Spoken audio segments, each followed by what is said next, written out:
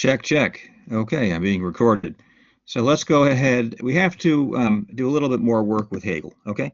So what I'd like to do now is actually get into the nitty-gritty in ethical life. We have to talk about the actual ethical institutions, which now will provide um, each individual. And at this stage, we refer to an ethical individual, right?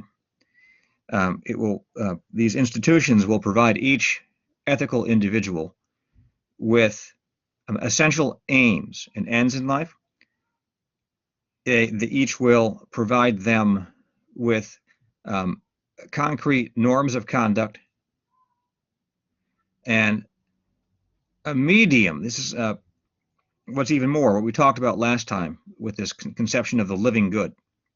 These institutions, these are not abstract. They're concrete. They exist.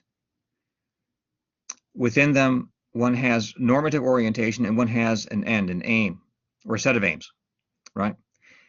And the norms and the word we prefer in philosophy is values, okay? The norms and the values which provide the ethical structure or constitute the ethical structure of these institutions, these are embedded, right? They're embedded within institutional life. You don't discover these by thinking independently. You discover them by thinking concretely. Now, do you recall that? What does it mean to think concretely? It means to think such wise that you take your institutional embeddedness as absolutely fundamental, that you are a son and possibly a husband or a daughter and possibly a wife and possibly a parent, right? And these characters, these are essential to your ethical identity. And you are a professional or a worker, an employee or business owner, right? You perform some kind of ethical function. And this second sort of way in which you participate in social institutions, in this case, an economic entity, and in the wider economic sphere, which he calls the system of needs, if you recall. This is a second part of your identity, right? And you are likewise the citizen of, now the word he uses is state. You know, we use the word country in the U.S. The vocabulary we use in the U.S. is influenced, obviously, by the fact we have 50 states and a federal republic. Now, the federal republic is, from the standpoint of political philosophy, itself a state. So there's like a mega state composed of 50 states, right? That's how a political philosopher or even political scientist or sociologist would describe it. Okay, so what do we have? So I want to, let's pretend I have a little whiteboard here. We're in the classroom. So the modern ethical individual, and this is a distinctively modern person, right? He has not occurred elsewhere, not in ancient China, not in medieval China, not India, not South America, not in the Americas, not in medieval Europe, not in Renaissance Europe, okay? Not in 1700, which from an historian's point of view, that's the late Renaissance. From a philosopher's point of view, that is the beginning of Enlightenment, a kind of almost midway point within modernity, actually, because we measure things in philosophy by the history of ideas, effectively, right? History of philosophical doctrines and scientific doctrines.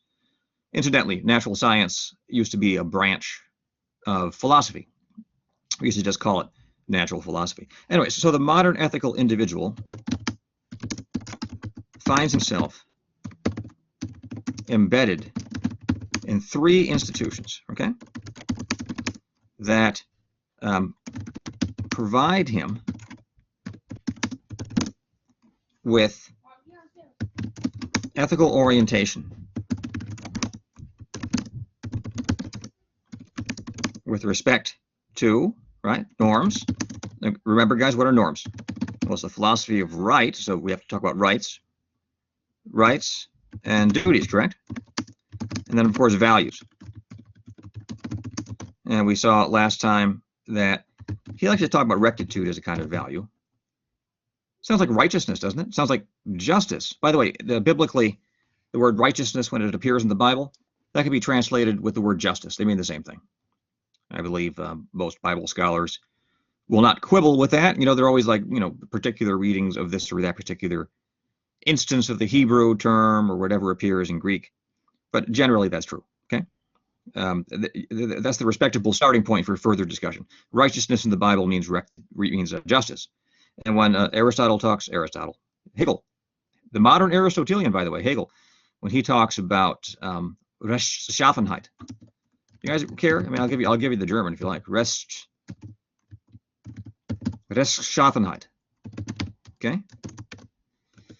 So when he talks about that, it sounds rather like justice, but it's a peculiarly reflective mode of justice.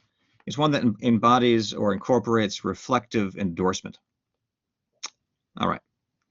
So again, the modern ethical individual finds himself embedded in three institutions that provide him with ethical orientation with respect to norms and values, which themselves are never discovered through an abstract process of reasoning, as would be the case for Kant, who relies upon the norms of logic alone, apart from ethical life. Okay? This is the big difference here, guys. So they're never discovered through an abstract process of reasoning, but through concrete engagement with others,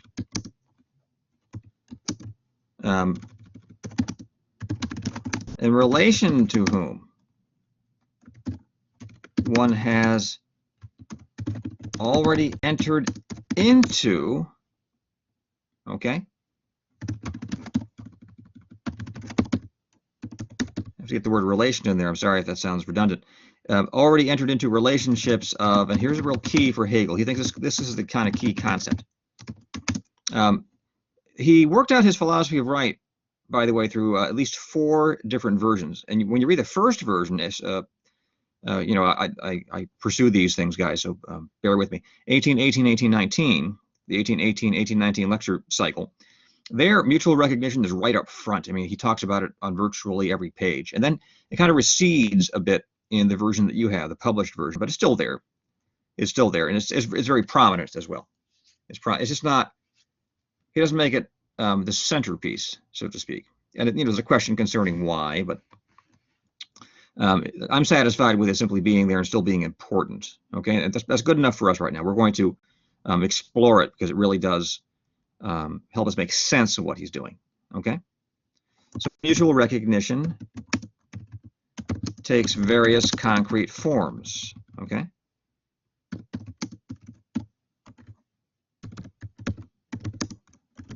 Remember how mutual recognition overcomes the difficulties inherent in all master-slave relationships. Now, that chapter that we read from the Phenomenology of Spirit, in which we talked about desire and 2 instances of pure desire, as it were, automatically entering into struggle with one another concerning the question of who really does have an absolute right over whatever object they are struggling about. It could even be about another's body, that's an object too. That led to a contradiction, of this desire to have one's absolute right recognized by somebody who one does not recognize. If you don't recognize someone, you dismiss them. You dismiss their recognition, so you can't be recognized by them. If you can't be recognized by them, you can't become, here's the key term, guys, focus on this, socially objective, right? You're only a socially objective being insofar as you exist for yourself in and through the self-consciousness of another person. That's why, for Hegel, your self-consciousness is always embedded in what he calls spirit. Spirit's a system of mutual recognition that's worked out and at various levels, in very complex ways. Okay, we're going to talk about part of that today. So mutual recognition takes various concrete forms, not abstract forms, concrete forms, right, that presuppose engagement with, if you like, flesh and blood ethical agents. That's the key there. I mean, so what would you say to Kant? You know, Kant relies upon the norms of logic alone, right? Hegel would say, well, of course you have to rely upon the norms of logic, but that's insufficient. That's what he would say, right? I might make that point. I'm sorry. I'm losing my typing ability. In consideration of Kant, Hegel would say that, of course, one has to presuppose basic logical norms, right? You know, one cannot both will that one serve one state and will that one shirk one's political duties. That's a contradiction. No, I mean, so obviously he agrees with that. So you have to presuppose basic logical norms. But he would add, right, that these are far too thin and formal to provide one with any ethical orientation.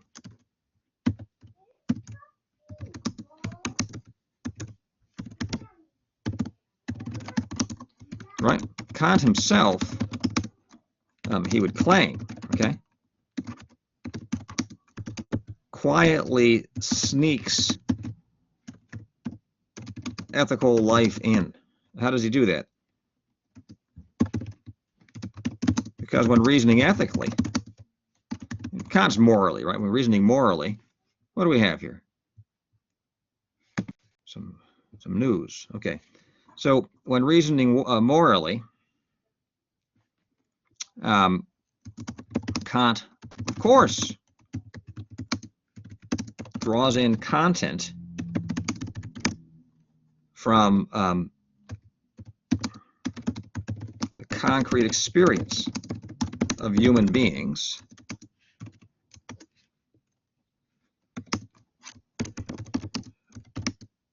which of course itself is always ethically embedded. You know, we don't live out in the woods as isolated agents. So ethically embedded in the institutions of family, civil society, okay, and state. More generally, sorry about that. More generally, we presuppose the laws and powers of our ethical community, relative to which we exist in a basic relation of identity, if you recall that point from the previous lecture. Okay? So, in this relation to the institutions,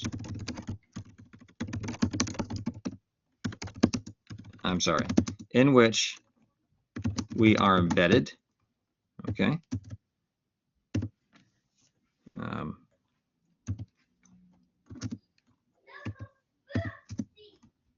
We come to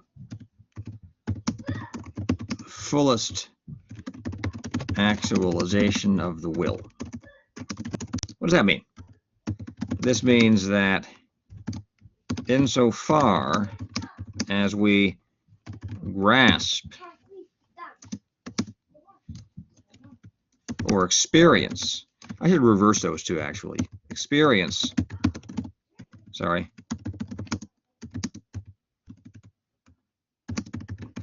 or grasp, okay, at the level of desire, emotion,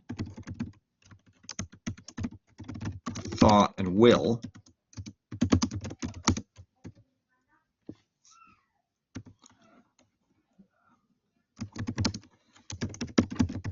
the objective. Now, it's really important for Hegel that these be objective, the objective norms and values.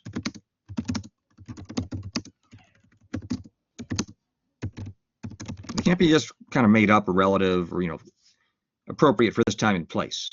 So that's a tough part. I mean, that's a philosopher's stone. We want to spell out the objective norms and values, as it were, the moral facts, so to speak. Not facts like a stone or a set of stones on the floor, or state of affairs. Facts in the sense of certain intelligible propositions or imperatives, concerning how one ought to conduct oneself.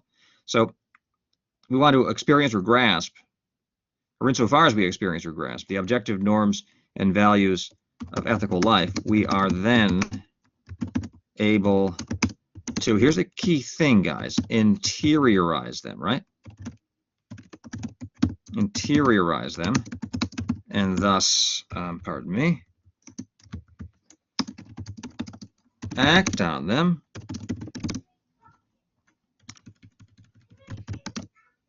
from intellectual insight and a genuine, here I'll just use the word moral self-determination. That, here's the key, transcends mere contingency. All right, what's contingency? Mere contingency obtains at the level of mere whim, mere choice, doing what one pleases, right? In our country, we tend to think of that as freedom. Hegel says that's not freedom at all. That's a kind of slavery, because ultimately you are dominated by your passions, and your passions can, push you in one direction or another direction, but it's never something which can, as it were, be stated in the public square, right, as constituting a higher aim or end, okay, that is objectively binding on you and others. So everyone has his or her particular model of happiness. We've talked about that previously, but these models differ. These are patterns of desire satisfaction. Mere contingency obtains at the level of mere whim, mere choice, doing what one pleases, in accordance with some basically arbitrary, scheme of desire satisfaction. Okay, so you might say, well, how do I get anything more than that? Right? How do I get anything more than that? We want the objectivity. Let me try to explain. I'm trying to give you the philosopher's stone now. Where does the objectivity come from? Okay, from the consideration that for the will to be fully itself, right, fully actualized, or if you like, perfect, we can go back to that old vocabulary because Hegel's deliberately thinking in that Aristotelian tradition. So from the consideration that for the will to be fully itself, it must be fully mature, okay, and will itself as a rational will. Now that can look like it's almost like pulling a rabbit out of the hat here, right? I want to admit that. This can look like Hegel is trying to pull a rabbit out of the hat. But, okay, for the will to will itself successfully, okay, as a rational will, okay, it must satisfy certain necessary conditions for sustaining itself within the context of nature, okay, in relation to other human beings, see, in definite structures of mutual recognition. C, obviously B and C go together. We start like B1 and B2. I don't have time to do a subscript, okay? So that's, if you're going to achieve the actualization of the will, you have no choice here. You have to do this in the context of nature, okay? So we have to take into account the facts of nature. We get to the system of needs there, and there's a need for collective self-defense, the self-defense of the group, of the political unit, the political grouping. Okay, so you need those two things minimally, and the species needs to reproduce.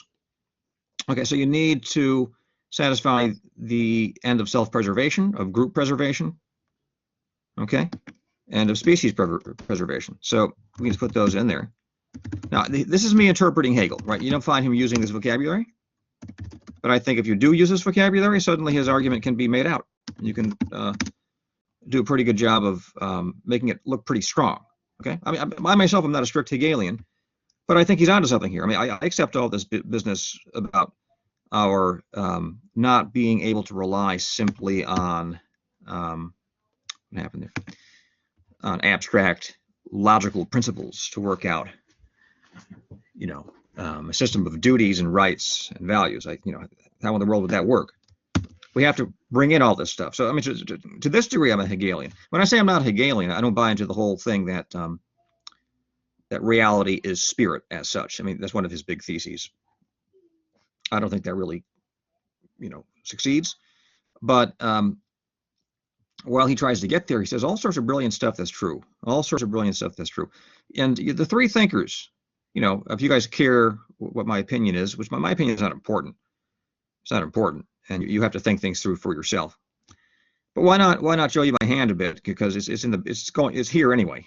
Okay, it's guiding me anyway. The three most important thinkers are Aristotle, St. Thomas Aquinas, and Hegel. Those are the three. Okay, and you think through those three.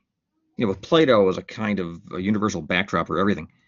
Plato's like the medium within which all of these philosophers move.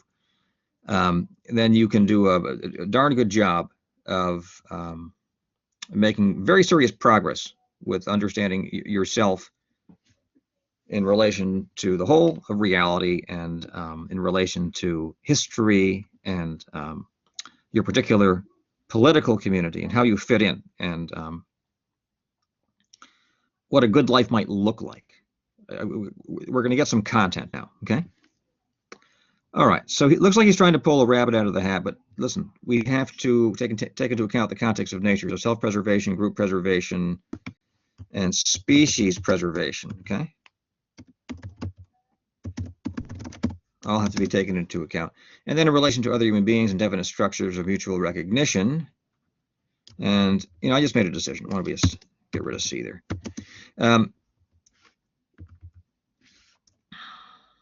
What do we encounter here?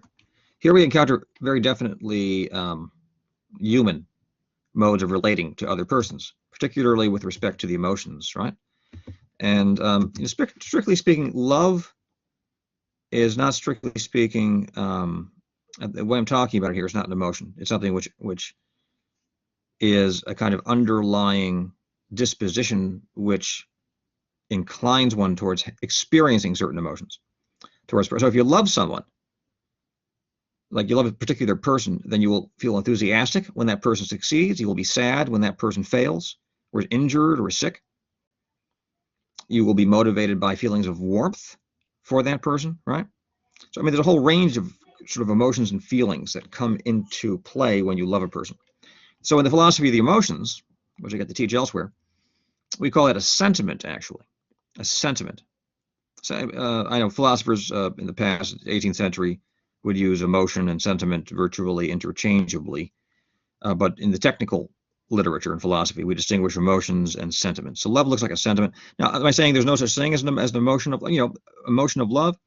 Well, if you have a felt experience, as it were, or a felt attitude of goodwill, you feel it, right?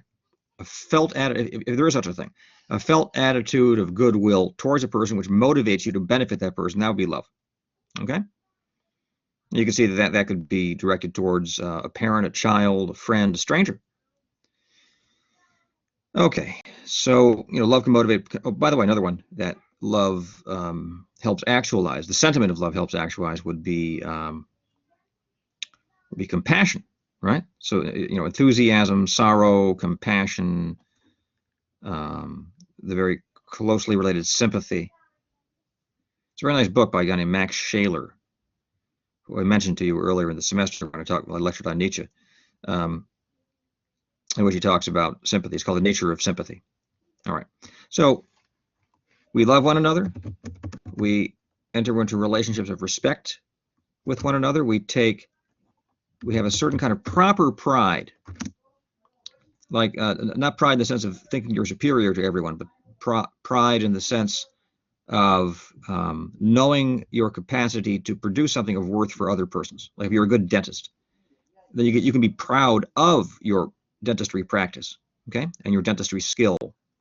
In that sense, being proud of is not the same thing as pride. I can even put that in here, being proud of, right, an achievement, skill, social contribution, or that sort of thing. That's what we mean there. And we have also the basic political thing, something like emotion that we're concerned with here is patriotism. It's a bit more complicated. Patriotism is more like a sentiment. Patriotism really is the sentiment of love, right?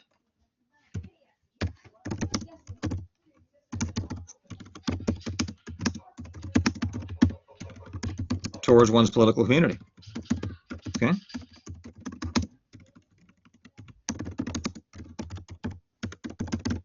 So that's interesting. With St. Thomas Aquinas, the contrast here is interesting. I mean, for St. Thomas Aquinas, patriotism is good, right? But he believes in a transcendent being. So for St. Thomas Aquinas, you should act on a charitable patriotism, understanding yourself to be an exile, not destined to live within the state of which you happen to be a citizen right now. You understand? And you should serve the state, certainly, so as to enact a kind of common good. That's St. Thomas Aquinas, because you should pursue that common good for the sake of the common good. By the way, for the sake of the common good, because it's simply something good. But you will also gain from that because you participate in it. So for Hegel,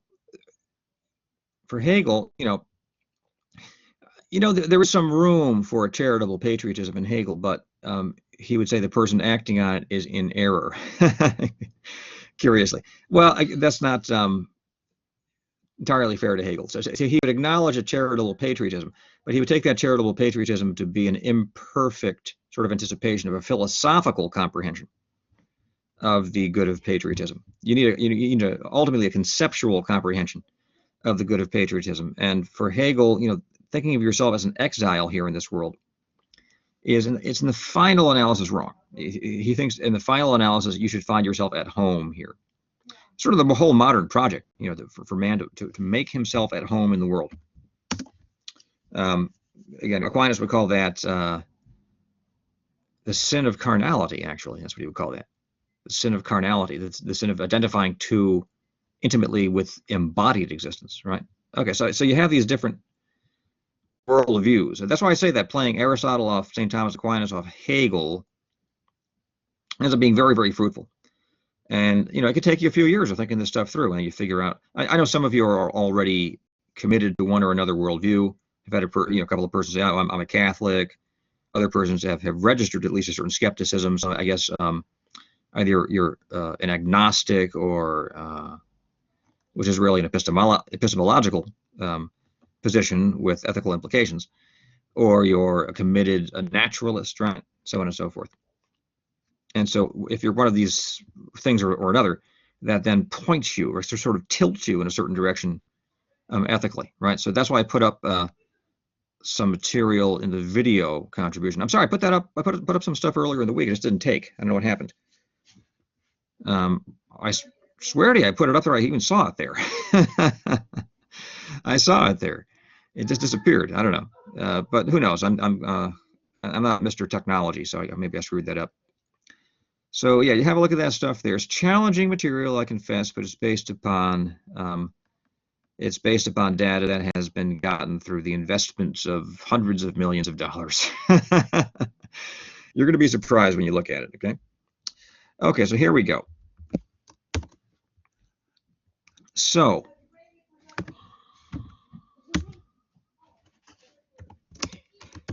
ethically, a single human being is radically incomplete and in need of another. That's what he says, okay? This need can only be satisfied through what we, right, think of as romantic love. Okay, so I mean, what a gigantic topic. I can't talk about all the ins and outs of this. I just want to say, if you want to think about the romantic love, you want a little hint? Look at Sufism. That's really the origin of it. You weren't expecting me to type that. Sufism is mystical Islam. And look at the troubadours, okay, of southern France or Provence of the 12th century, and then look at the Cathar Church.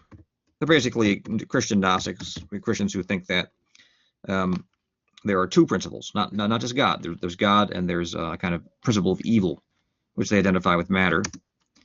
It's a stubborn doctrine. He's coming back. It's back with us today. Sufism, troubadours, the Cathar Church, and the Trouvères of the North, with the Arthurian cycle and things of that sort. They were the court poets of the northern kingdom of France. They sang in the court of Eleanor of Aquitaine, right? Who ended up being a powerful lady of England. Okay, so I just mentioned that by way of history. So what he means, what Hegel means, because I don't think he's quite aware of this history. He never studied that. Hegel is a very learned man. It just seems that he could speed read a book and have it memorized, right? He's Hegel for a reason, all right? Well, when he thinks of romantic love, he thinks of a kind of unitive love, right? For Hegel, love is unitive in the sense that the lovers become one. All right.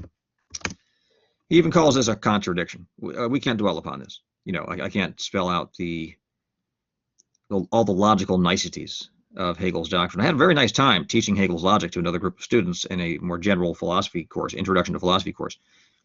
And I could do that for you. It would take me a whole hour.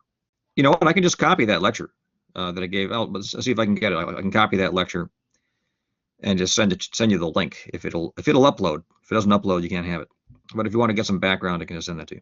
So for Hegel, love is unitive in the sense that the lovers become one. But they stand in the basic ethical need of their social unity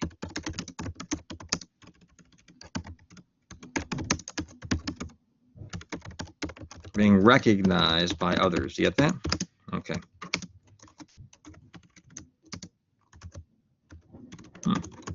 So they must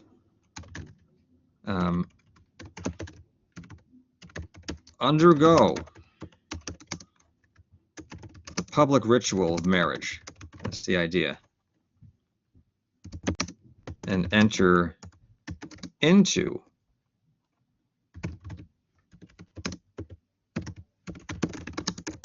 the ethical institution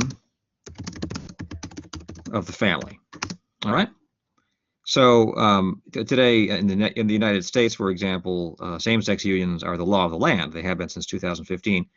That in the 19th century, that was beyond anyone's radar. I mean, they couldn't consider such a thing. I mean, they understood the importance of romantic love. I think that's more or less at the basis of the approval it's a sort of general, I'm guessing a majority approval at this point in the United States. At least the Supreme Court approved it, of same-sex unions. That if two persons of the same sex are in love with one another romantically, right, then they have a sufficient justification for entering into bond that we would call marriage. So Hegel, he would only go halfway with that. He says, yeah, if you have a romantic bond, that is one reason, to enter into marriage, but you would have to satisfy a second necessary condition, and that is you would have to be able to transcend romance. So romance is not the end of marriage for Hegel. The end of marriage is that the romance transcends itself in the form of a more perfect unity. Now, how do two people form? How do they coalesce in a more perfect unity? They actually produce another human being. That's how. So that's why he wouldn't be too keen on same-sex unions, right? Okay, so for Hegel,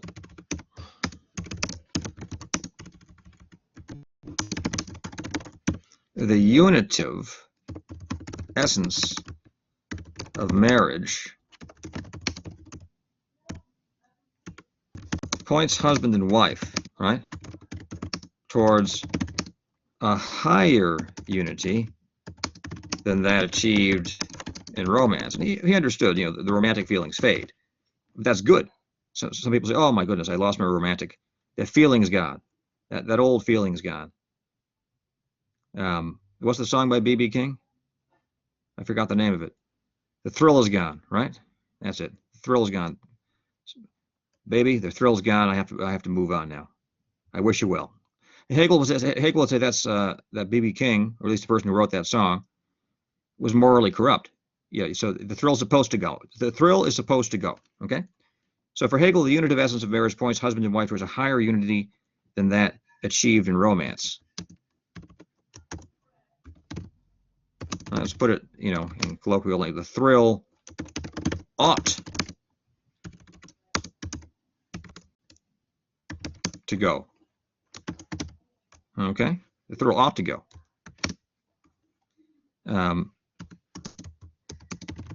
So that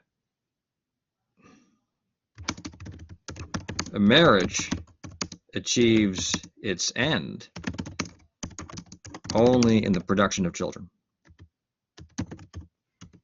Let's say, in the generation.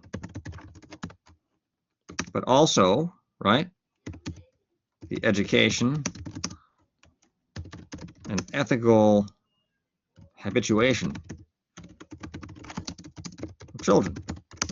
Okay. So, well, that makes sense, guys. So, the family, then, is a sphere of, this is how he puts it, right? Sorry. Immediate love between all of the family members. By immediate, he means that it is not based on a reflective procedure, okay, that is subject to the attitude of endorsement, which is an act of the will, okay?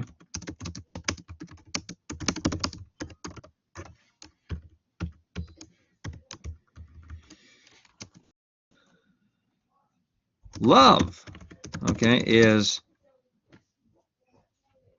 a sentiment. We'll use this contemporary vocabulary. We're allowed to update Hegel a bit in the light of more precise analyses that followed him, because our aim, guys, is to know. We're not doing history here. I don't care about the history of philosophy at all. I teach certain thinkers because their thought is it's contemporary, it's current, because they thought certain things through very thoroughly, and so the way they thought is valid for us today.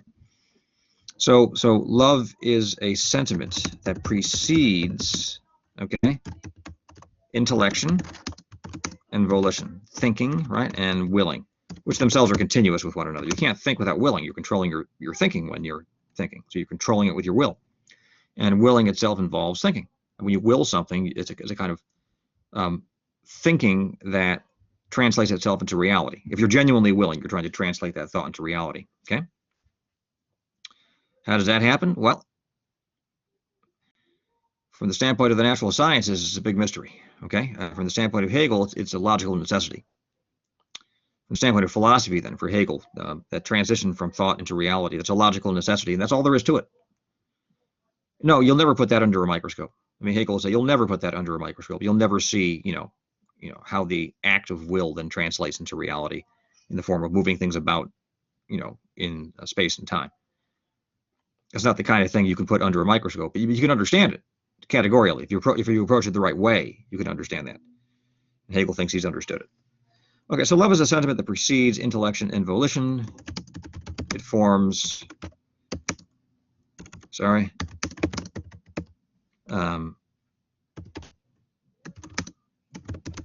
the ethical medium of family life. All right, so there we are. And it's very important that one love. Okay? Now what happened? Why don't the numbers just appear automatically? Why doesn't this computer do what I want?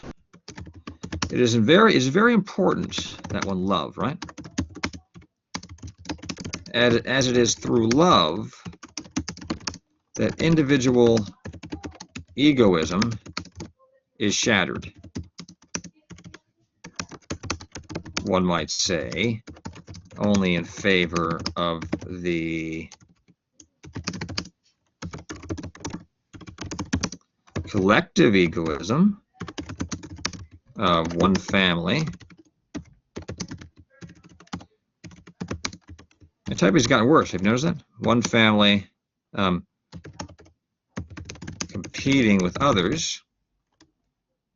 All right.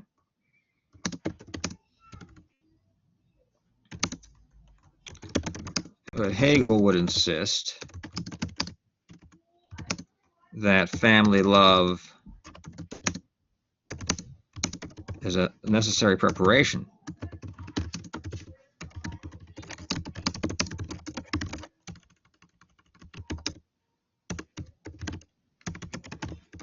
for the realization of non-family loving relationships. I mean, where do you learn how to love?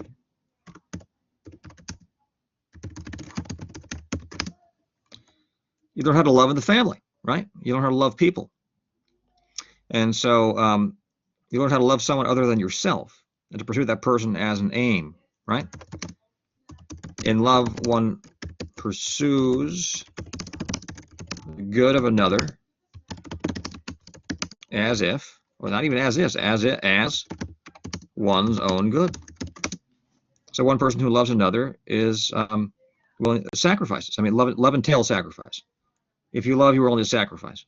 Give up on that chocolate brownie in order to take care of your mom who's sick. Or, buy a slightly less expensive car in order to help your brother pay his tuition, something of that sort, right? Or just go home one semester in order to help pay the bills. Otherwise, the family might get kicked out of the house. Okay, so in love, one pursues the good of another, or in this case, of others, right? As one's own good. Okay. If I may add a point, in the family, one lives out the distinction between loving and liking, okay, other people. It is certainly the case, right, that many family members would never choose to be friends, right?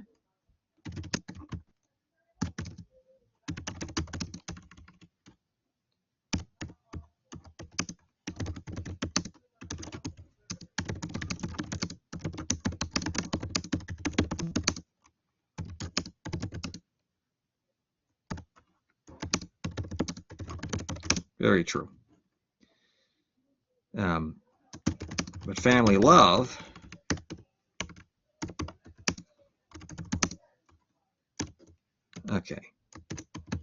teaches each of us the fundamental lesson that our peculiar likings and preferences are less substantial and less important, right? Decisively, almost as if they're nothing. The substantial ethical relationships. They're not nothing, you know, your likings are your likings, but they don't have any weight in comparison with love. That's important. Yeah, it makes you a mature person. That doesn't mean you should say, well, who cares what I like? I'll do what I don't like. No, it just means that your likings ought not to prevail in family relationships. Okay? They can prevail in private relationships, or at least they can play a role, let's put it that way. They can play a role, more of a role in private relationships. So let's be honest, they do in families too. Like you spend more time with one sibling or one aunt or uncle because you happen to like them, because friendships up there. So the aim of the family, this unit of intimacy and mutual love, okay, is that the children leave and form an independent life.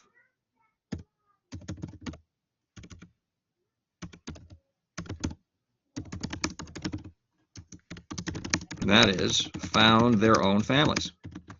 Now, this is a Protestant philosophy, so he has no conception of people legitimately becoming priests. Okay? So I know some of you said that, you know, the Catholic Church is your kind of background reality, right? So you could just add that someone could legitimately become a priest, right? But for him, the aim of the family is that the kids leave and form new families. So the family ultimately produces more families. But its disillusion is what might be called the tragedy of the family. Well, there's something sad about it, you know. I can think back to all of us can think back to being little kids and when mom and dad were in their prime, you know, and getting together for Christmas or Hanukkah, or you're doing a Ramadan fast, you know, whatever religion you are, you know, you get together. There's a warmth there, and there's a kind of intimacy, and there's meaning there, right? But it comes to an end, and the kids leave. Eventually, mom and dad die, right? So call it the tragedy of the family. I mean, they are these little spheres of warmth and of mutual trust and devotion, and they dissolve. It's rather sad when you think about it. All right, so let's and they're supposed to. This is the thing. Hegel's not encouraging sentimentalism. He's a very unsentimental fellow, I have to say. You know, here he would recognize, here you have this sphere of intimacy and love and warmth, with some struggle between individual members, but it's meant to go under. So he would just say, that's that. You have to accept that. That's what ethical maturity requires. Okay. This is even his expression. This is going under. Now, he doesn't mean you should enjoy this, the idea of the family going under, right? You should take some kind of cruel delight in families being torn apart by people leaving them and the family and mom and dad dying. But you have to accept this. This is the cycle. This is part of the life cycle. So he would put it that way, I think. Or if I said that to him, I think, you know, Hegel would say, yeah, I accept that. This is, of course, part of the life cycle, and it's part of ethicality. That's the important part. Forget the natural life cycle. This is part of the ethical life cycle. You know, people have to grow up and actualize their wills. So this going under the family leads one to the sphere of, he calls it civil society. Okay, it is interestingly, decidedly, in its first structural appearance. What do I mean by that? When we think it through as a concept, okay? when we first began thinking it through as a concept. It is decidedly in his first structural appearance. One of the most interesting things about his philosophy, a global institution. In it, each person appears as a civilian. I mean, my old undergraduate teacher, who's no slouch, by the way, he's a very interesting thinker, Ken Lee Dove, he always emphasized this. And Ken he really kind of underachieved relative to his potential. He's an extremely high IQ, and he published a number of extremely interesting papers, but for reasons I won't get into, he never fully achieved what he could have.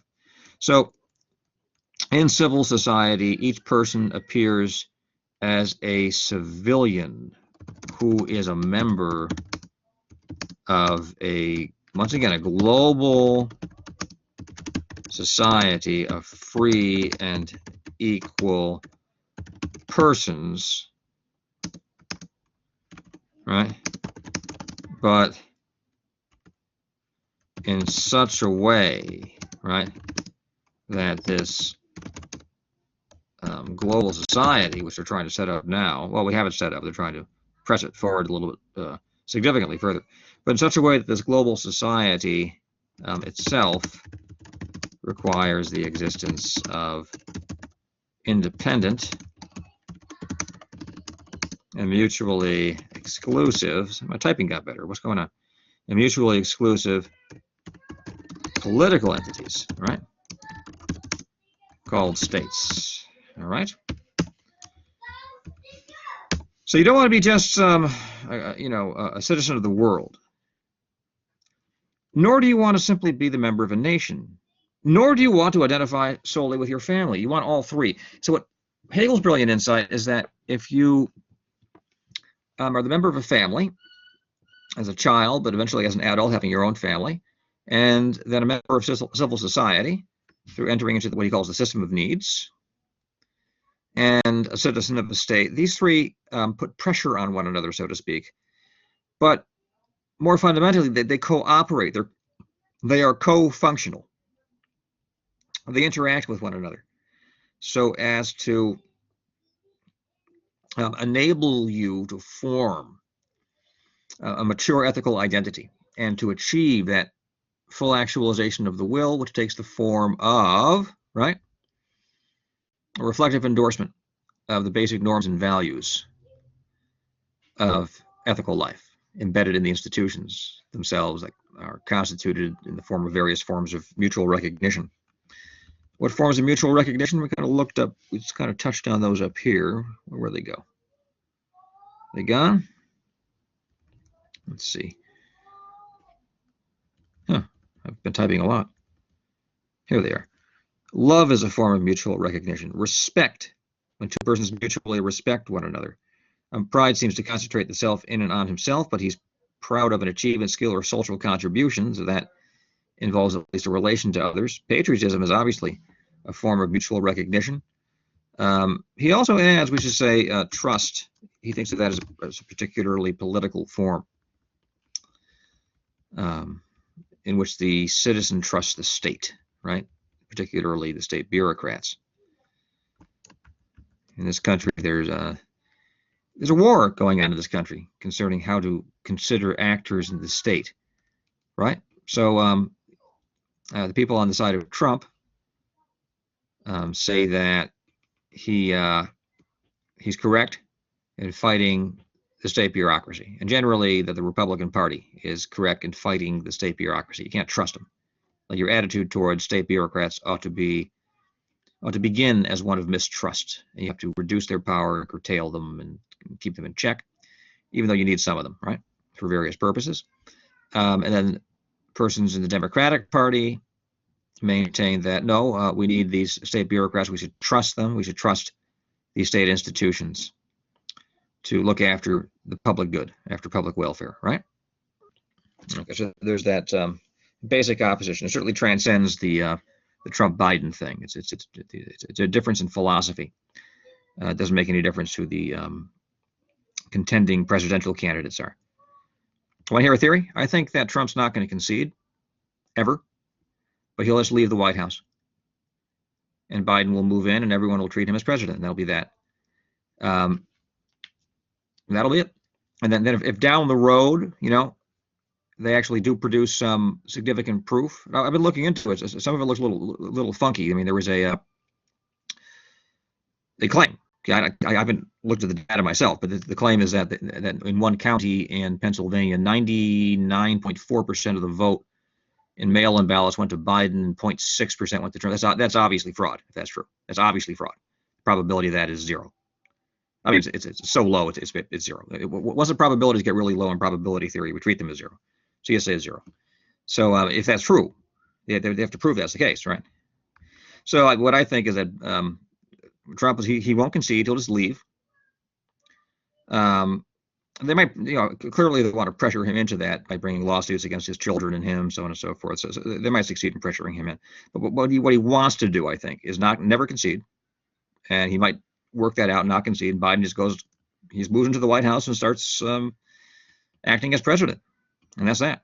But then maybe down the road, if that kind of evidence ends up floating in the court of law, we could end up in effectively a major political crisis where one or another state might factually get flipped with Biden functioning as president and Trump never having conceded.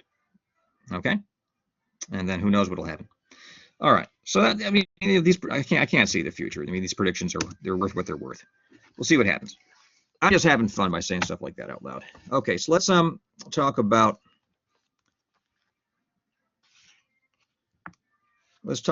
civil society now, right? And civil society, let's see. If you turn to page 182, you either bought the book that I recommended, or you've been accessing the free translation on course content. So if you like, you can hit pause, call it up, go to section 182, and then come back. Okay. So go ahead, pause. Here we are now. Now you're back. Congratulations. What does he say in section 182? He says one of the two principles of civil society is the concrete person, who is its own particular end. Okay. What he has in mind here is the person as property owner, who thinks of himself as a proprietor in accordance with abstract right. Remember that? Who guides himself by his conscience. Okay. But now conscience is not a kind of limitless right to determine norms and values willy-nilly in accordance with your whim. That leads to nihilism and to what Hegel calls irony. Those are basically the same thing. Your conscience here, friends, is grounded in ethical institutions, which provide you with the norms and objective norms and values, which, if you will in conformity with them, right, helps you actualize your will, enables you to actualize your will at the fullest level. So you can achieve that reflective endorsement, okay? You can achieve that level at which you're willing your freedom as an end in itself, okay, by participating in these ethical institutions. Like that's a good thing to comment on. I mean, when you're willing your own freedom as an end in itself, that can almost sound like you say, oh, I'm self-reliant, I'm going to stand apart from other people, I'm going to pursue my own ends. One of my students used to say to me, I have my own mind, right? I have my own mind. And Hegel will say, all that is basically nonsense. I mean, I'm sorry for being harsh. He's a pretty tough guy. The family goes under, and this whole self-reliance thing is nonsense. Yes, of course you should will your own freedom as an aim or end, but you have to realize that is only possible. It only can be accomplished, achieved in and through your living alongside with and cooperating, but also competing with others, right, in the sphere of the free market. We no longer have a free market, apparently, but Hegel was looking over at Britain longingly and hoping that something like their free market would be realized within Prussia. Though he also has a very realistic assessment of it. He calls it a war of all against all, and he recognizes there are concrete wrongs that occur within it.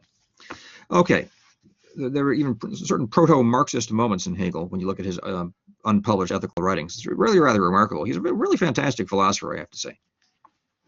I'm glad I got mixed up with this guy. So he says one of the two principles of civil society is the concrete person who is his own particular end, but is also a totality of wants and a mixture of willfulness and natural necessity. But the particular person, so you have, your arbitrary desires and impulses, right? And there's natural necessity. What's natural necessity? Well, those are your needs. There's nature there, guys. Those are your biological needs that express themselves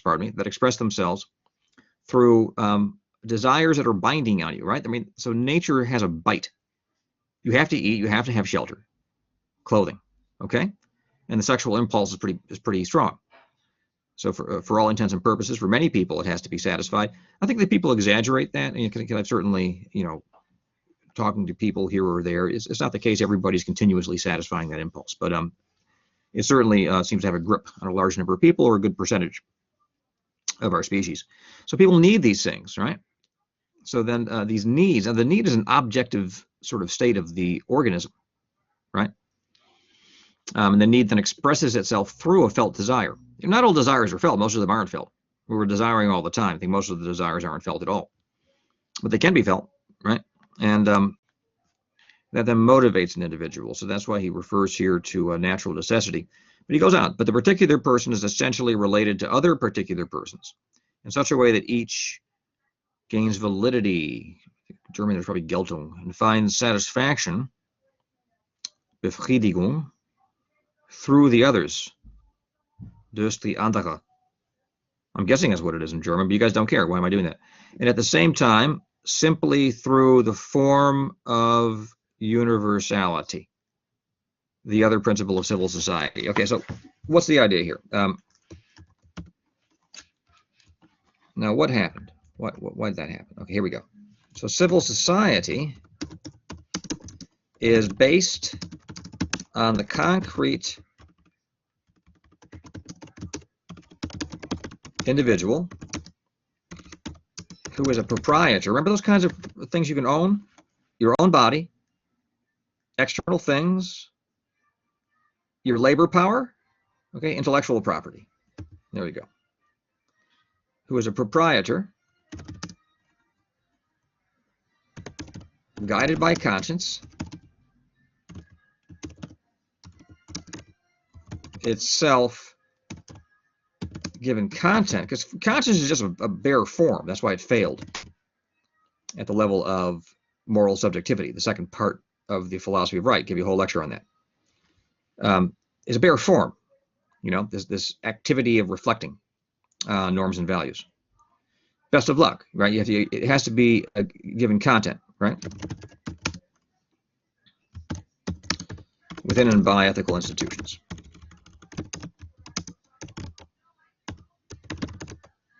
So it's based on this concrete individual.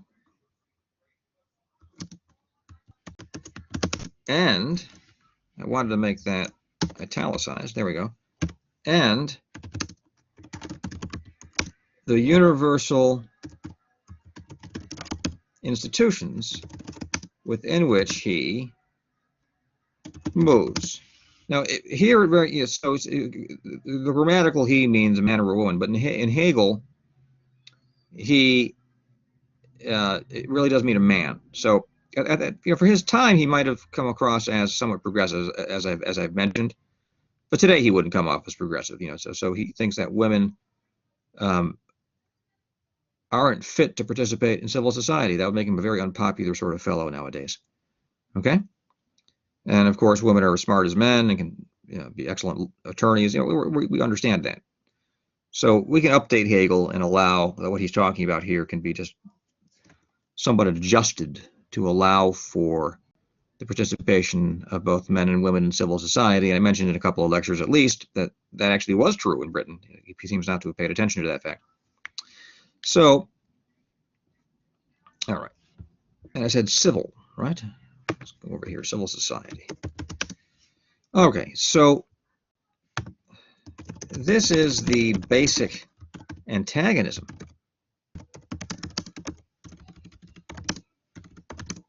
I'm so sorry of civil society,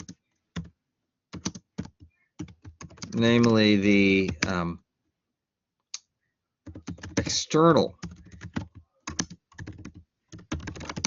relation. It's the external relation between particular, individual, of course, particular and universal. They're not integrated. And they'll become integrated at the level of the state.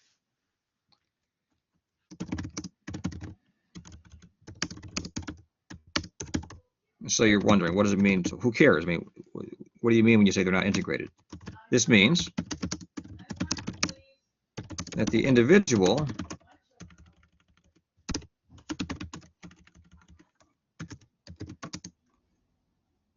civilian, right? The nice technical term. The individual. No, we don't mean a civilian as opposed to a police officer or a soldier. We mean a member of civil society. Okay. This means that the individual civilian is active, pursuing his own aims. Okay. Deliberately and without primary attention dedicated to society as a whole. Okay?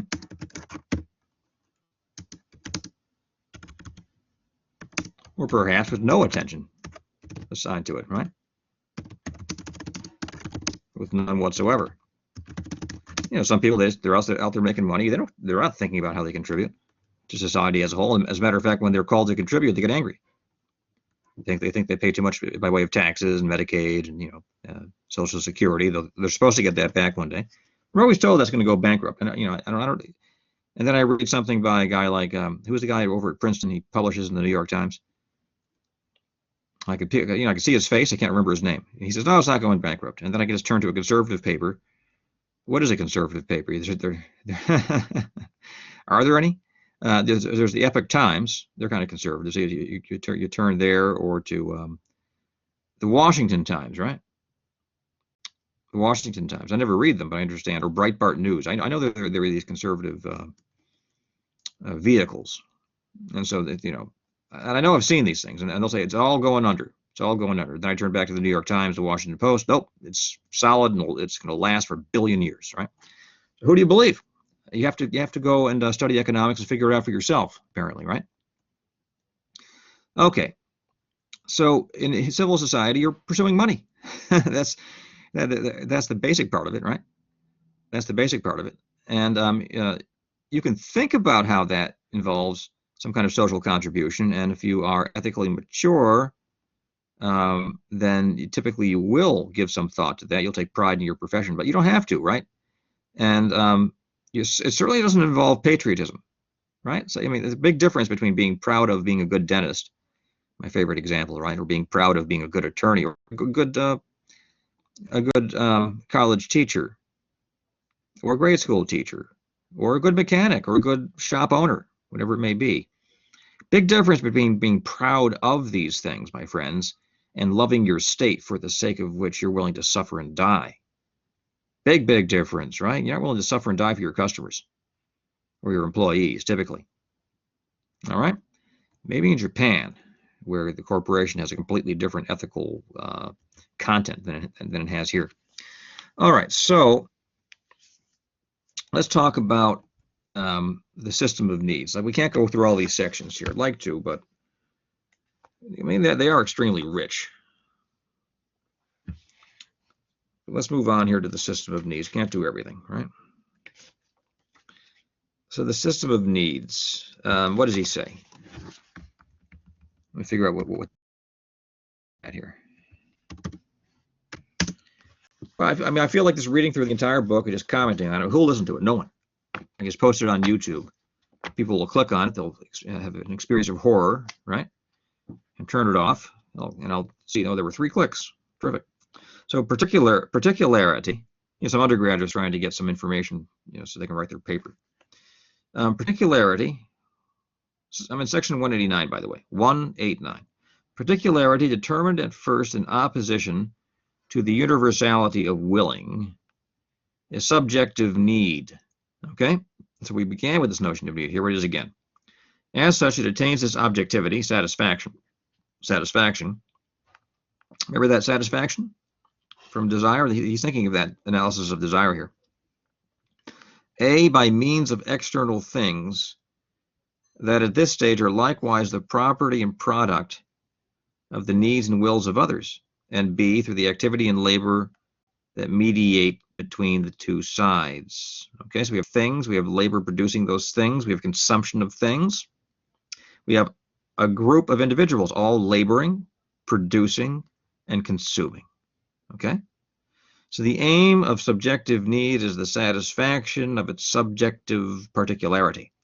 But this aim relates it to the needs and the free willfulness of others, because what counts in these relations is the universal, the shimmering of rationality within this sphere of finitude.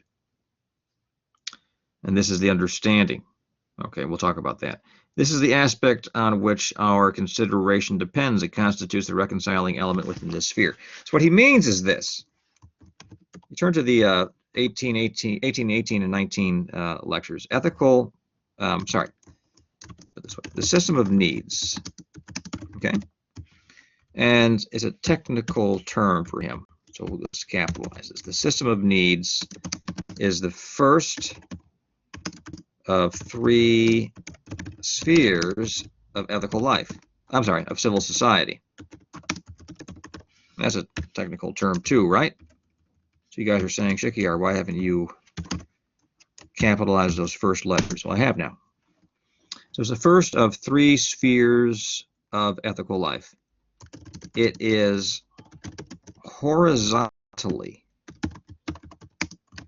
structured, right? In the form of a society of persons, each of whom helps every other through his activity and production. Now, he uses production in a general sense. Of course, we mean of goods and services. You can, in an abstract sense, you can produce services, right? Goods and services.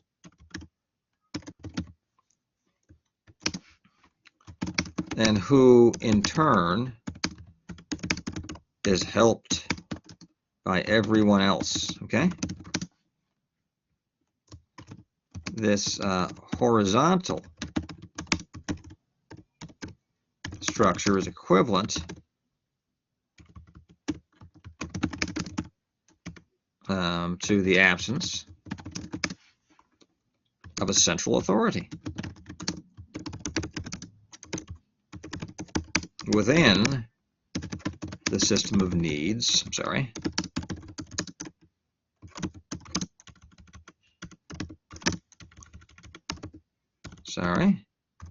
itself. So Hegel is clearly invoking the ideas of Adam Smith, okay, concerning the free market, and offering them a qualified endorsement. Okay. For Hegel, the system of needs is, in a decisive sense, an anti-ethical institution. Anti-ethical, insofar as it involves what he later calls a war of all against all. Each person has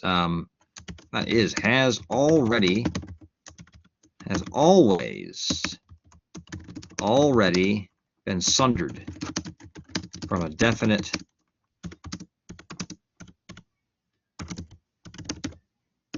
fixed social position. Right, in the medieval period, and in Prussia of Hegel's time, you know, a peasant is a peasant. A commoner is a commoner, right? A burger is a burger. A burger is a city dweller. A free burger. That's it. You can't put in an application to be a peasant. If you're a burger, that's the end of it. There were possibilities with the development of the market and of manufacturing, which didn't make it into Germany at this time, at least not in any appreciable quantum.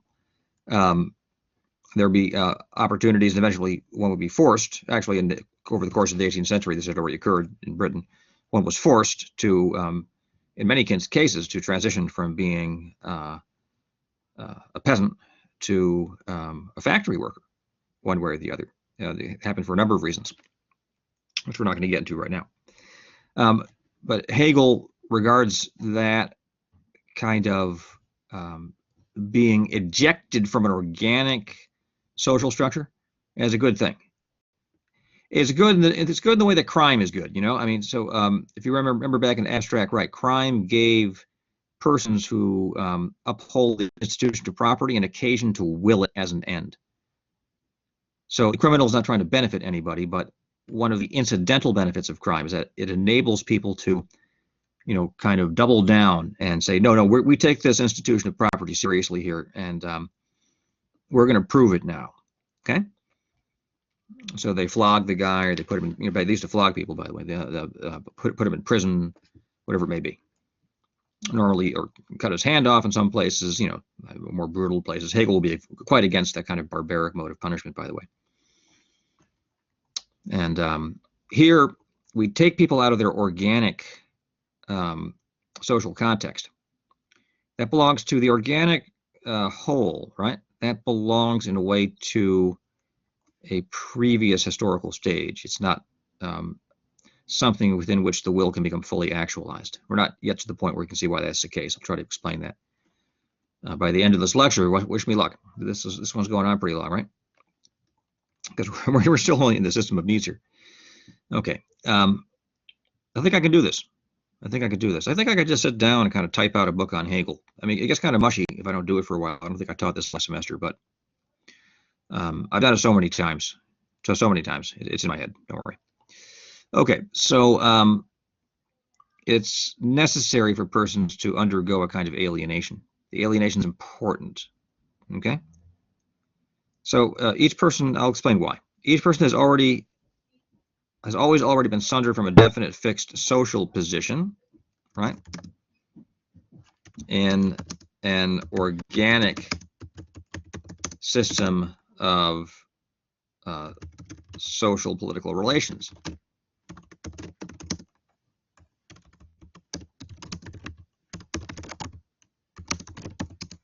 Sociologists like talking, like the big sociologists, big famous ones, like talking about this a lot.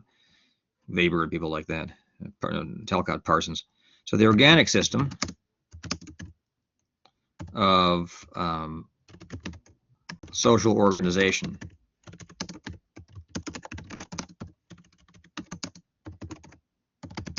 belongs to a previous and less developed historical stage. And Hegel is the historical thinker within the history of philosophy, par excellence. He's the guy who began thinking about history itself as a kind of logical process. I had a teacher, Kenley Dove, I mentioned him. He said that's not the case. Well, it has to be the case in some way, because he finds Hegel wouldn't say, that Charles Martel's victory in Poitiers was itself historically necessary. It had to happen at that moment. I mean, he understands Hegel's that history is full of contingency. So that's a lot of it that's, strictly speaking, from the standpoint of philosophy, totally unintelligible. It just happened. It's one darn thing after another. But within that fact of one darn thing happening after another, we can discern certain structures, like the basic structure of Roman society in the imperial period, right? The kind of stuff the sociologists study. I mean, they all depend on Hegel, really. The structure of Chinese society in its various dynastic phases, okay, or of Egyptian society, right? So for Hegel, the history, it's not so much a blow by blow, one darn thing after another thing. It's that that process, which looks like it's arbitrary, actually produces a sequence of civilizational forms. That's what it really comes down to. It produces a series of civilizational forms. Let me get that idea into the lecture here. So the historical process of one darned thing. I'm trying to avoid swearing. One darned thing after another occurring, right?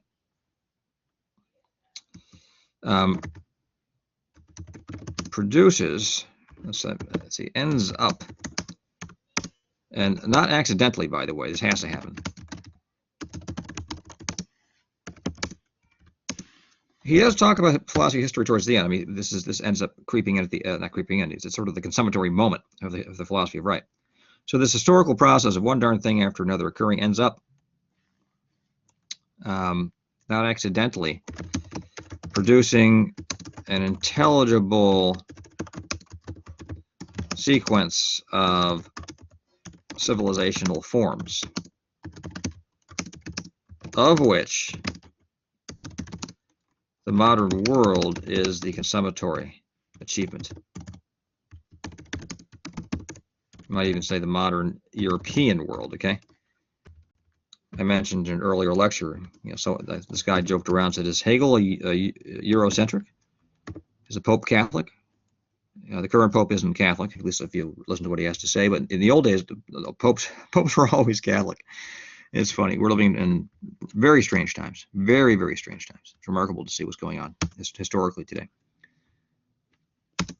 I got to teach history a couple of years ago. We talked about this. There were some moments, there were some things that the Pope said, which I took as an indication of the end, in a way, the late ending and burying of at least an attempt, at least, of a final, complete burying of the medieval period, right? I mean, so long as the Catholic Church exists in its integrity, the medieval period continues, right? It continues into the present moment. But if its hierarchy and the pontiff, the supreme pontiff, it turns out the word pontiff got used of bishops historically. But anyway, if the supreme pontiff and the hierarchy themselves abandon, what had for centuries, 2,000 years, been more or less universally regarded as the deposit of faith. There's some history there and some dispute concerning individual elements and what fits in, but most of it is agreed upon. If they abandon, essential parts of that, like for example, that the Eucharist is the real presence of God, right, absolutely central to the whole thing, then they're bringing an end to a certain historical phenomenon, right? So these things are wonderful to think about. I enjoy them immensely. Okay. So civil society is necessary to shake things up. You need civil society to rip people out of that organic society and set them in relation to one another in an oppositional mode. Okay, now each struggling to fulfill his needs. So each member, we're going to get to the main point here, so I haven't gotten to it. Each member of civil society is thrown back on his, because today women are a member of civil society. Let's make this current. Each member of civil society is thrown back on his or her own powers to satisfy basic needs, with no prospect of relying upon or assuming the goodwill of the organic society in which he or she is a part. For that, society has vanished and never to return. Or so Hegel would say, right? He doesn't seem to think that it's possible for it to return. A thinker named Nietzsche, we studied Nietzsche together. Well, Nietzsche said, I have a message for the conservative. You can't go backwards. You can't go backwards like a crab, walking backwards. That's not possible. You have to go forward. Now, for Nietzsche, what he meant is you have to go forward into the heart of nihilism. That's why that old Nietzsche lecture, which may have been erased by now, he says the result of the modern world is a loss of faith. That's why he says God is dead. and that we no longer have a foundation. For Nietzsche, the destruction of the medieval world occurred in the thorough and absolute and final destruction occurred in the 19th century. I mean, had he sat down and spoke to Pope Leo XIII, who was his contemporary, he might have heard a different opinion. But anyway, that was Nietzsche's opinion, right? Okay, so everyone is thrown back on his or her own resources. This is the basic form, of alienation at the root of civil society, okay?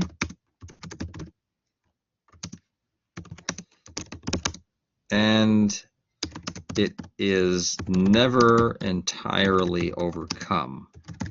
Now, in a way, it is overcome at the level of the state, but let's just wait, okay? But this is fundamentally important.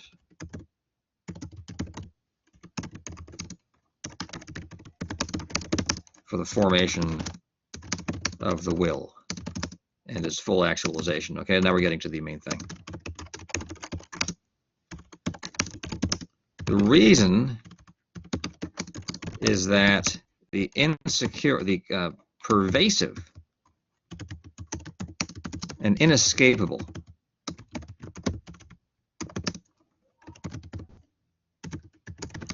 insecurity of the system of needs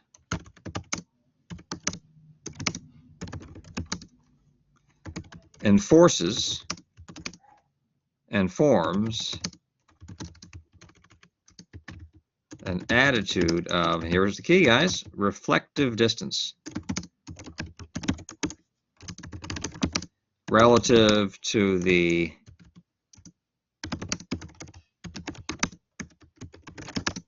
social position that one happens to adopt. One can always lose one's position, right? What if you're a business owner? One's business can always go under. We actually speak that way. Hegel likes to talk that way. We talk that way too. One's business can always go under, right? Hence, one can never, at least with rational justification, right?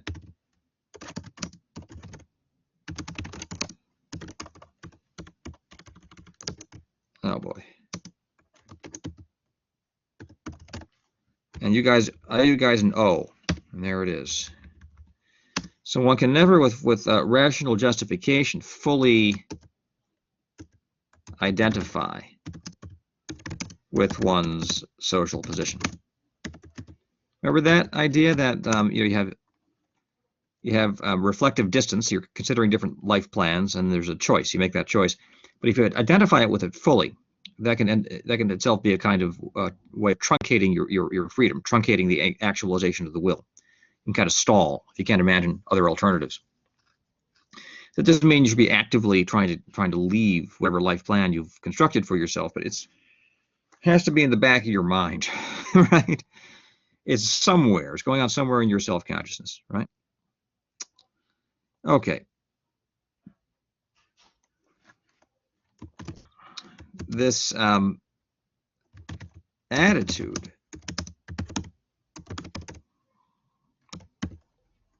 of reflective distance, okay? Now compliments, right? Not compliments, compliments with an E. It complements the habit of love that has been formed through participation in the family, okay? This enables us to perceive at the beginning of the outline of the fully actualized modern individual. Okay, so a person who lives within, right, family love and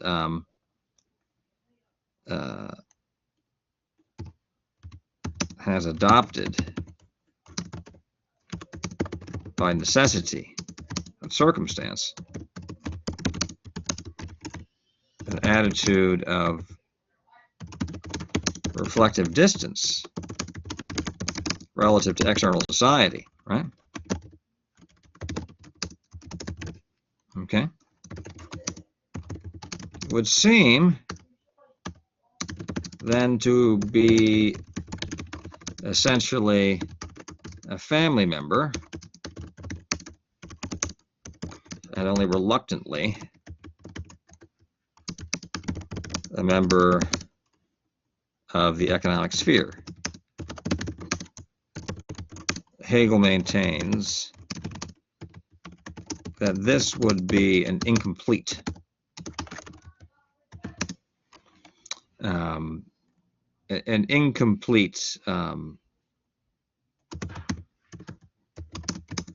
level of achievement for the will.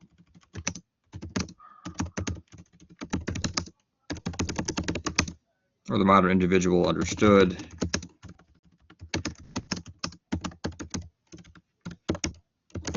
as embodied rational will. Okay? So we have to overcome this picture we have here, which can look a lot like a lot of people, actually. All the people who don't vote, who don't give politics any thought whatsoever, and who gnash their teeth at the idea of paying taxes, but who love their brothers and sisters and parents and kids. You guys get that? That's incomplete. We need a social structure which really overcomes this description here. Okay. All right. So the second sphere of civil society is that of the system of justice. Let's see how they translate that here. Just gives me a moment.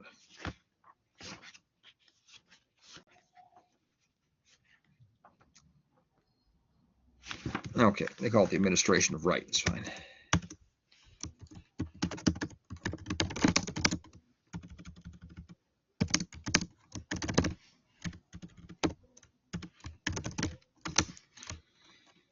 Okay, so civil society itself, what did I do?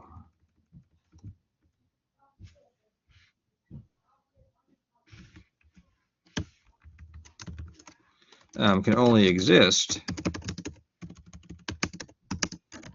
if property is protected and contracts enforced.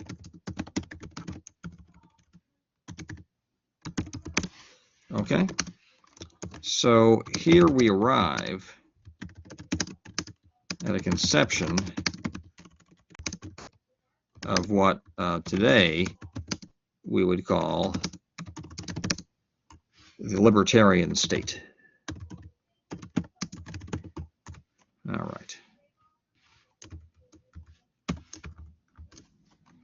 So that's the state concerned with protecting private property, enforcing contracts,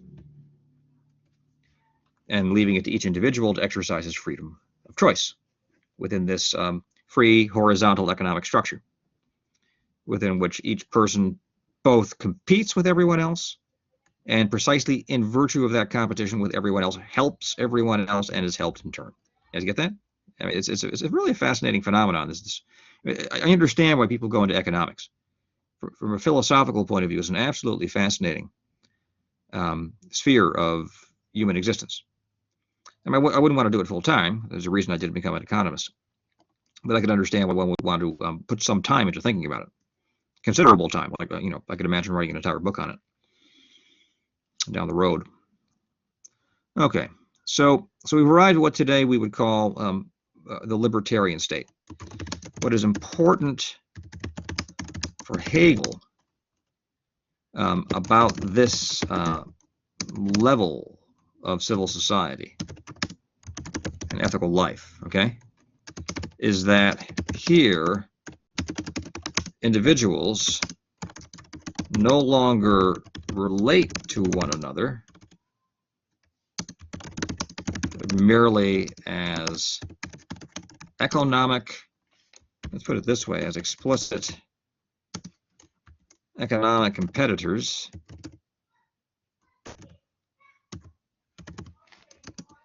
all right.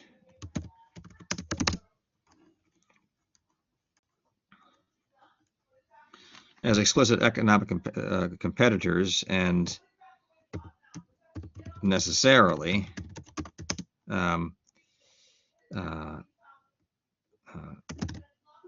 persons who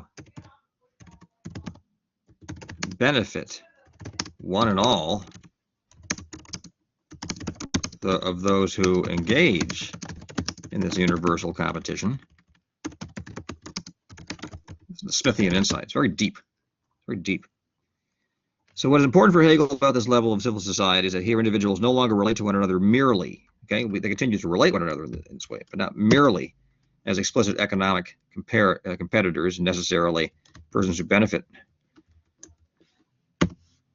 one and all of those who engage in this universal competition, but simultaneously as persons protected under the law. This makes each person an object of, and here's the important word here, respect. Okay? This fills out the structure of mutual recognition. We now have, okay, love and respect. Okay? Love, respect. Kant thinks those are the two basic forms of moral attitude we can take towards another person. But he didn't mention that in the groundwork. He talks about that in the Metaphysics of Morals. We now have love, respect, and mutual need and desire. Okay? That was an idea you get from Plato as well, but we'll pass on commenting on that.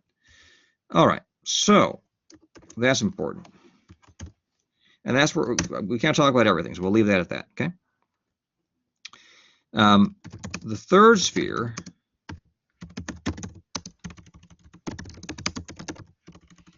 you have to spell civil with an S. The third sphere of civil society is that of he calls it the corporation. Now, he doesn't mean what we mean, which for him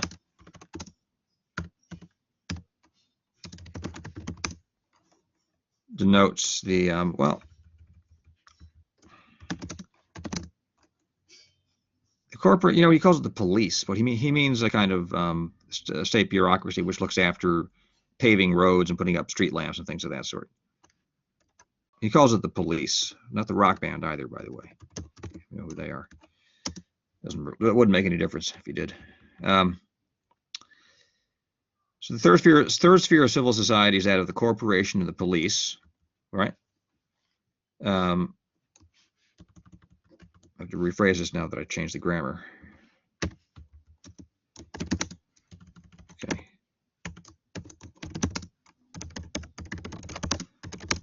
The corporation for him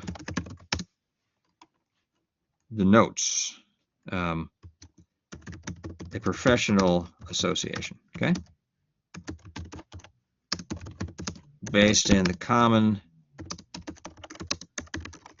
practices and interests of a certain economic sector, right? So it could be, whatever. Nowadays, we're talking contemporary terms, steel manufacturing, it could be the practice of law, it could be pharmaceuticals, my least favorite part. They figured out. I have to send you guys some literature on these people. What did I do? Okay. It could be agriculture, right? Agriculture is a very interesting one. Those people are close to nature, at least they used to be until they began using their big machines. All right, so the corporation for him denotes a professional association based on the common practices and interests of a certain economic sector, okay? Here, each corporation is involved in setting up standards, is involved in setting standards,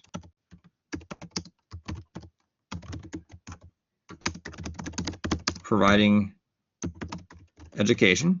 We call it continuing education, right? You don't want a doctor, a medical doctor, whose knowledge stopped in 1972, right? That'd be an old doctor, but you want one who's undergone continuing education, right? He even says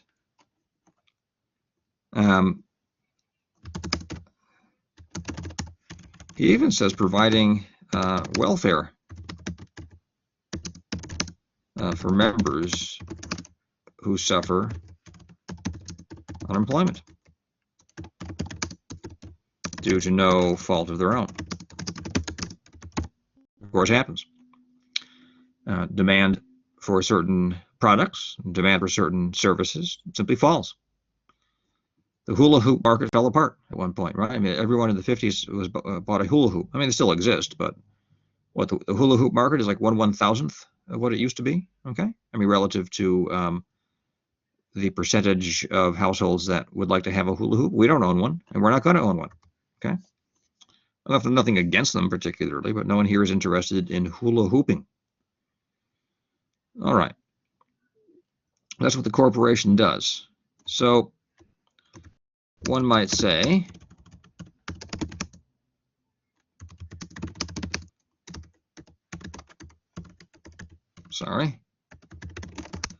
the corporation cultivates what we today, this is, how social scientists talk about this and people in management theory, a public service ethic.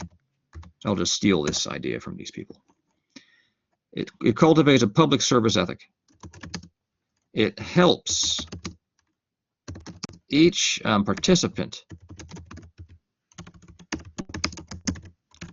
partially, or kind of made this point, but I'm making it again now in a different way. It helps each participant partially overcome the kind of raw egoism at the basis of civil society in favor of a kind of limited, or you say conditional, altruism. Okay? I will benefit you. I'll even say I will go out of my way to benefit you, right? Provided that doing so does not harm me, not my, but me, beyond a certain reasonable limit. Like at the level of civil society, there's no heart surgeon who's going to sacrifice his life to cure your heart disease, right? He's not saying, okay, I'll do this. I'll perform 48 hours of surgery on you, and then it'll drop down dead, right? I mean, there might be a very sacrificial person out there who would do that, a person with like pure agape, but if there were somebody who was willing to do that, it wouldn't be in virtue of his participation in the Association of Physicians. Now, what do they call them again?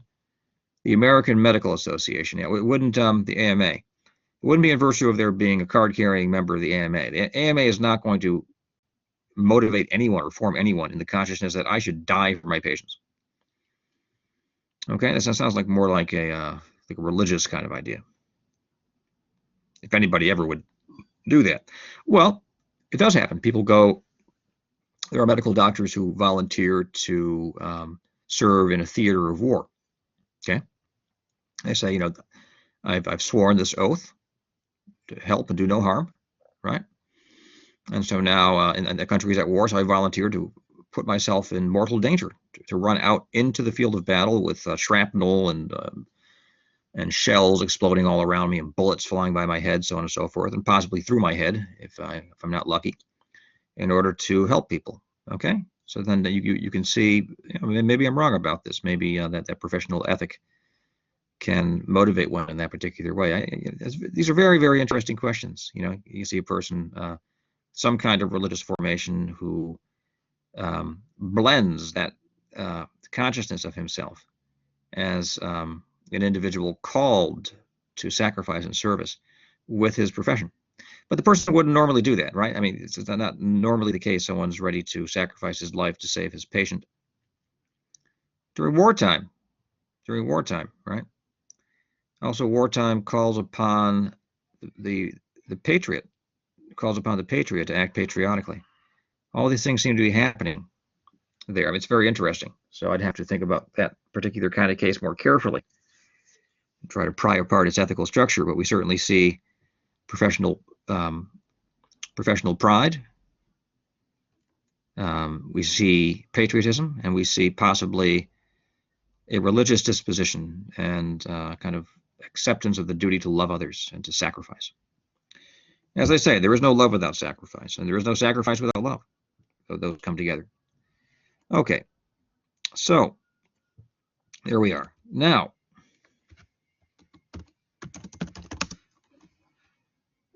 civil society normally doesn't extend into the sphere of war. If we're talking about war, we've already entered into the level of the state, right?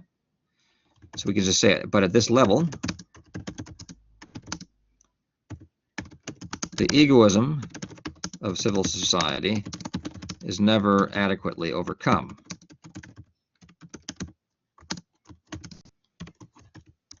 Okay.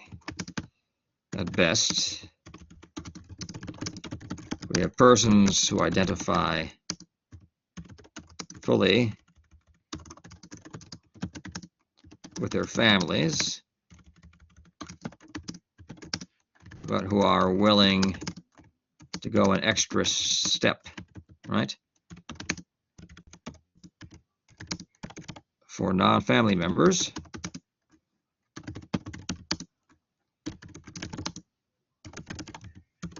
from the motive of, let's say, professional pride,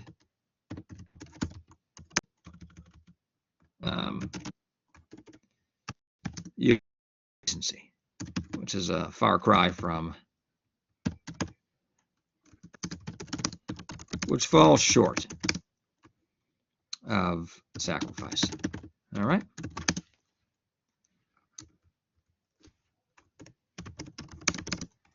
Of the will to extreme sacrifice of life, ultimately, or limb. So what Hegel maintains is that there has to be something which does not cancel the individual and his interests, but enables him to appreciate them as not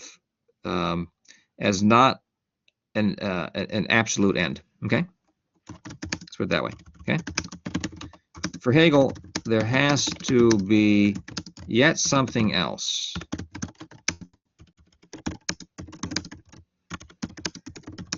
That does not cancel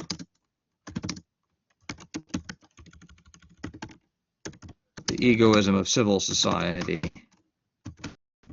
entirely, right? It doesn't just like shut civil society down. It continues to exist alongside with it, right? It does not cancel the egoism of civil society entirely, but enables the modern individual. What did I do? Very interesting typing performance I'm giving you here. Recorded for all, forever.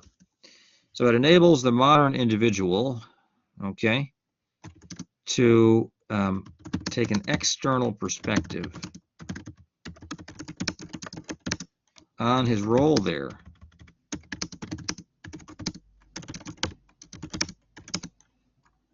and to subordinate it ultimately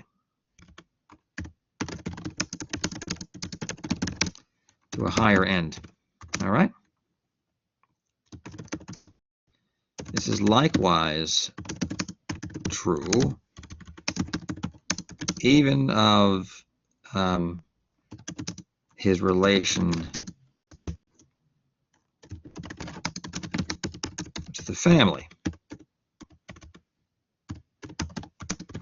which, though essential, not thought, which, though essential,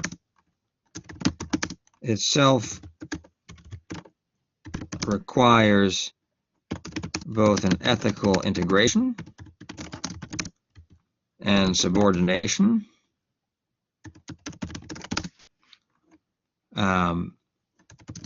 in order for it itself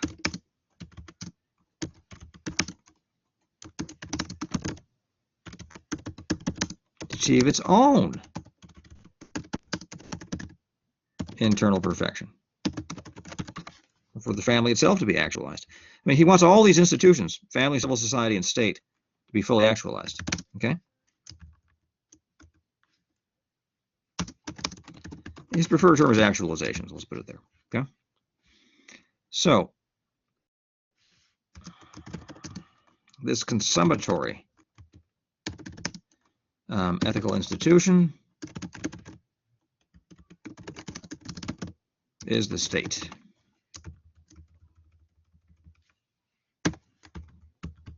All right. Well, this lecture is turning into a tour de force here. Pardon me for patting myself on the back, but we're doing a lot. So, the state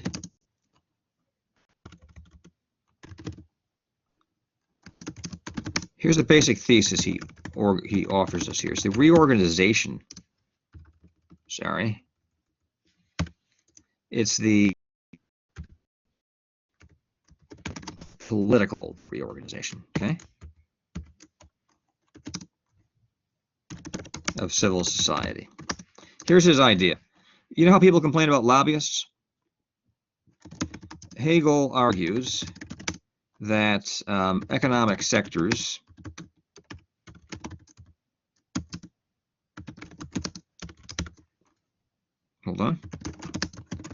should select persons to represent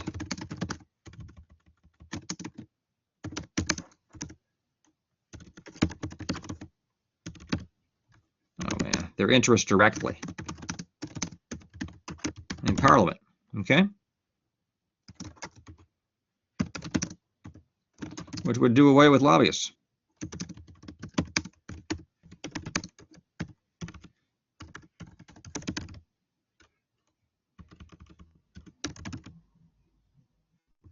All right. Incidentally, some people say, well, you have to have lobbyists. You know, you have these industries, corporations, they employ millions of people, so we have to have their interests represented in Washington. It's absolutely true. It's absolutely true. We also know that their wide report of, lobbyists simply writing the laws they would like to see passed, handing them to legislators. Legislators don't even read the entire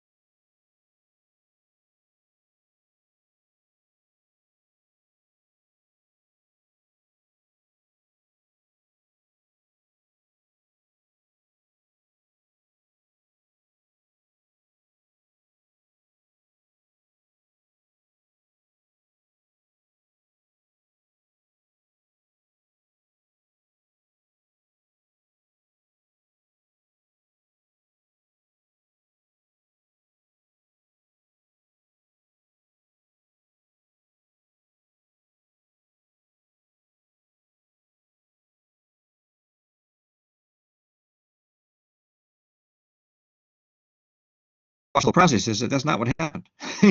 That's simply not what happened. The bill arrived some way. Okay, so where did it derive from if this politician didn't get together with some other people and think it out? Well, then other people must have come up with it, right? I mean, so it sounds like lobbyists were involved there. All right, so Hegel argues that economic sector should select persons to represent their interests directly in Parliament. The result will be a kind of round table, right?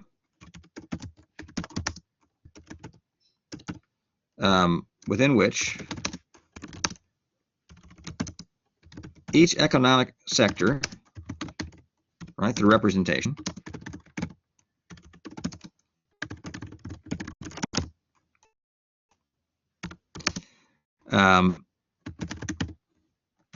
enters into dialogue with every other and deliberates about how best to secure, and this is the key idea here, the public interest. Sorry. Okay. That means they must determine how to set the tax rate, and you know they're all affected by it, right? So they have a motivation not to set it too high. They must determine how to set the tax rate, which would affect each.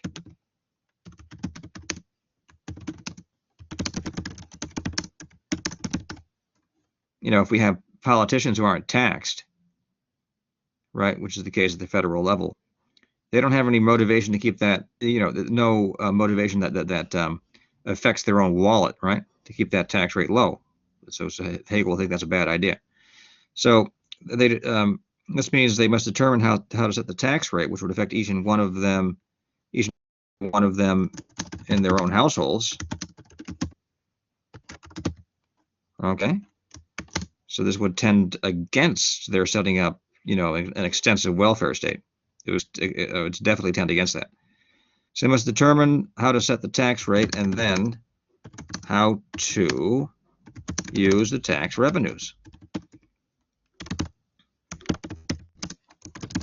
The possibility of those revenues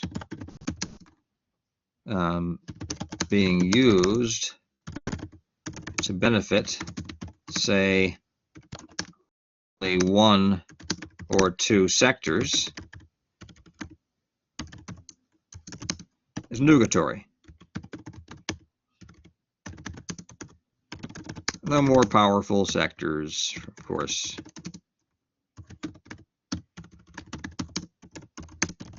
will have a claim.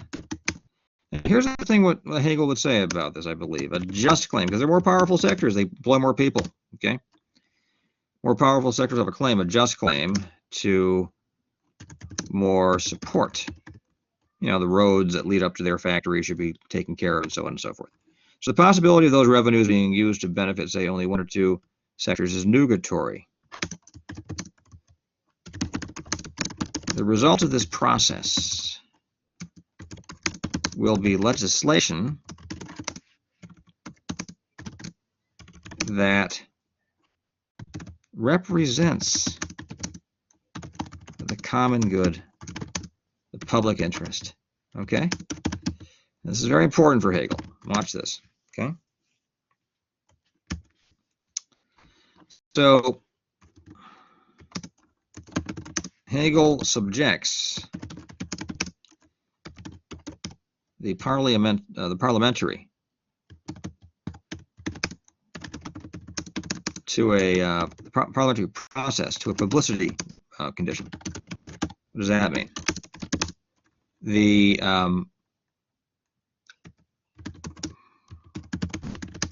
parliamentary debates, get a lot of words out here. The parliamentary debates themselves must be published. Okay? The laws, of course, are published.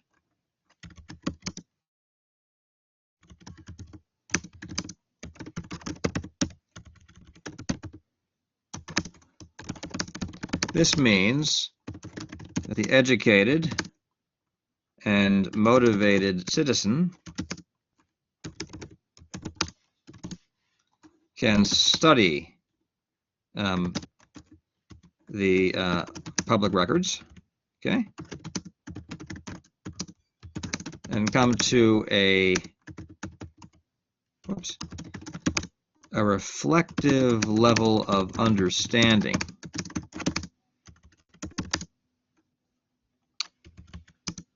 of the public interest.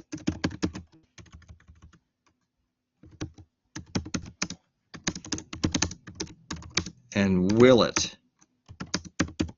as an end for his or her own existence.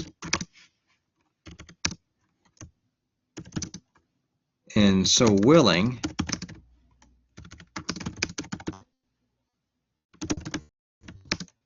the individual person, okay, achieves the highest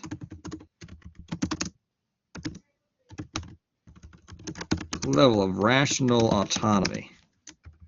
Now let's see what I do wrong.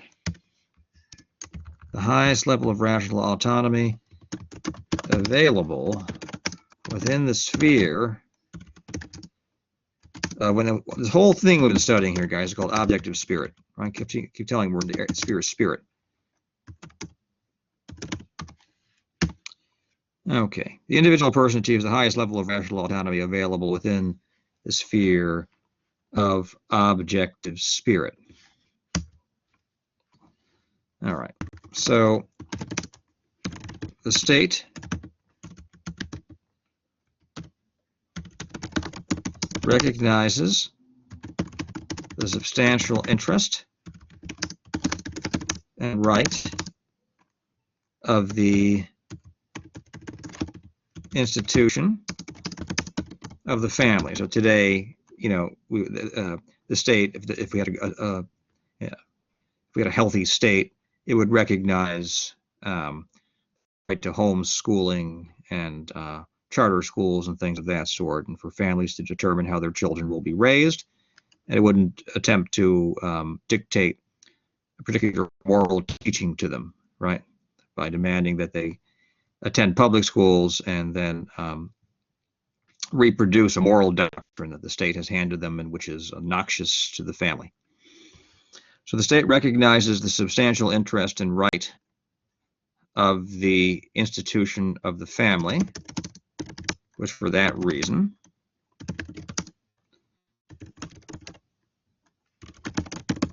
recognizes and appreciates the state as an authority over it. Okay, I mean the state gets to call the shots here. Okay.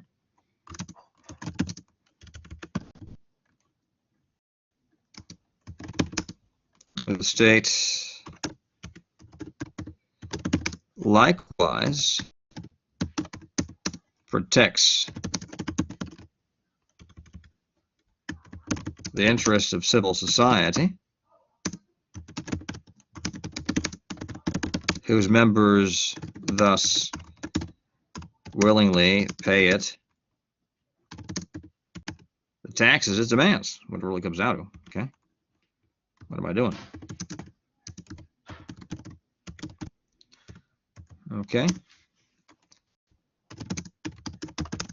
the family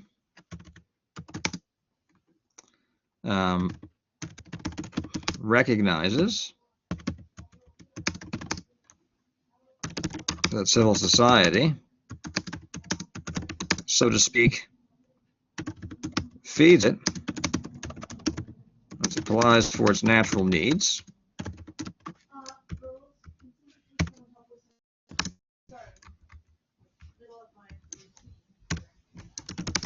and that the state, that's civil society, from simply running the family over, which I think has happened in the US actually. Okay.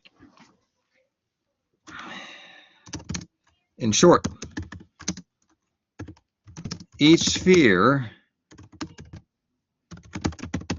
recognizes the other two in a system I'm sorry, of mutually supporting, co-functional integration.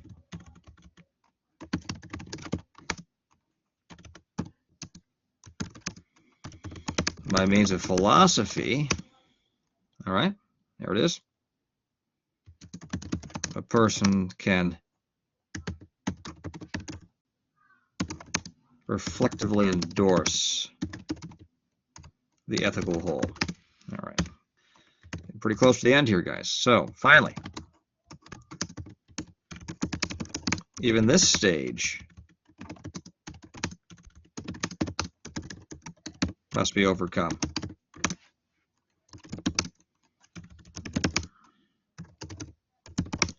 The citizen achieves an even higher, if you could imagine, level of self-consciousness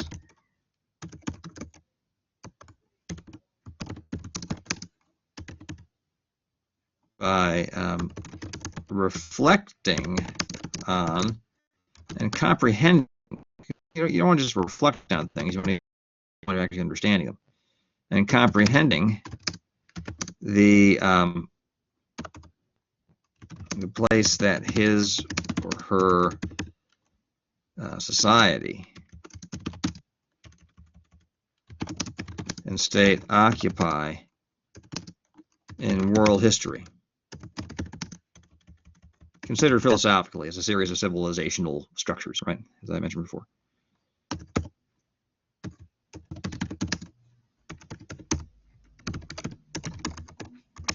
Okay. This is the highest achievement of the modern will and is only surpassed, well, it's the highest achievement of the modern will in objective spirit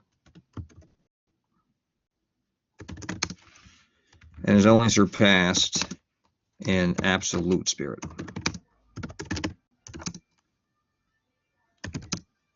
The world of art,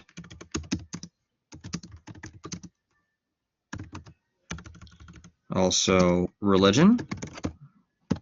Hegel has a peculiar interpretation of Christianity, which puts that at the summit, though it's not really Christianity, but that's what he calls it. And of course, philosophy, including what we today call science. We would just call that a kind of natural philosophy. All right. Well, we have to be careful about that. He does draw a distinction there. I think he has seen science as having come into its own, but philosophy takes up the material of the sciences and reorganizes it philosophically, much like it did here. And that's it, guys. That's the whole thing. All right. So what's the takeaway of this? Takeaway from this? Well, Aristotelian happiness is back. Okay. If you like, happiness is now, it's a rational activity of self-consciousness, okay, in accordance with rectitude, which is known and acted on through participating in the ethical institutions of family, civil society, and state, which themselves mutually cooperate and reinforce one another, each serving as the condition of the actualization, the full actualization of the other.